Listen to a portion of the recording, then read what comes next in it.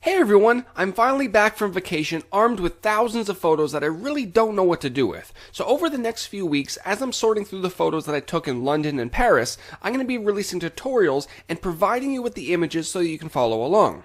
This tutorial is going to cover a topic that I get asked about quite a bit, especially with mobile applications like Color Splash that allow you to isolate a specific color in your image. In this image, we're going to attempt to single out the red phone box, leaving everything else black and white. If you want to download this image, it's available right now on iceflowstudios.com. Now there are a few ways we can go about singling out the red in the phone box, but for the sake of this tutorial, we're going to be using one of my favorite selection methods, Color Range, which can be found under the Select menu at the top. This feature works by allowing you to select specific colors in your image, either by choosing a basic color from the drop-down or by sampling your colors of choice.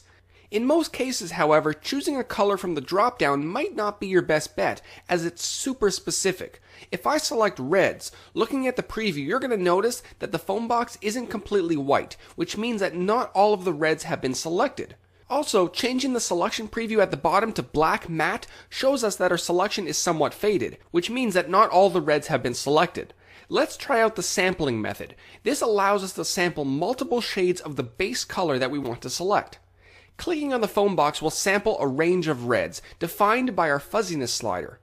A higher value will include more similar tones, while a lower value will restrict the sampling to the specific red that you selected.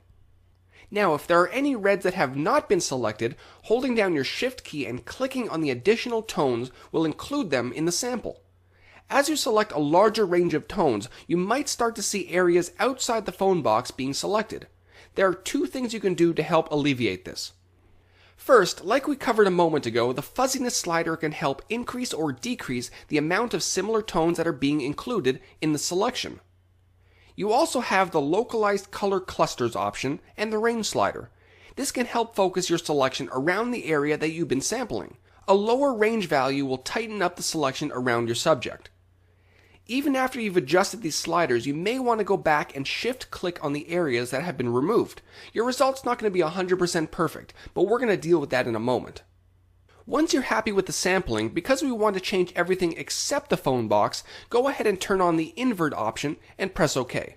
This will give us a selection of everything else in our photo. From here, if you want to turn everything else black and white, your best bet is going to be to add an adjustment layer to keep our edit non-destructive. This also gives us the ability to tweak the effect if needed. For example, the sign in the background got included in our selection. Because the adjustment layer includes a layer mask, we can grab a white brush and paint over top of the sign to remove its red tones. The opposite works as well. If there are areas of the phone box which were not included, a black brush will bring back the reds that got lost in the process. And there you have it, a very simple way of singling out a color in Photoshop. If you want to download this image and try it out for yourself, or to check out other Photoshop CS6 tutorials, head on over to iceflowstudios.com. Take care.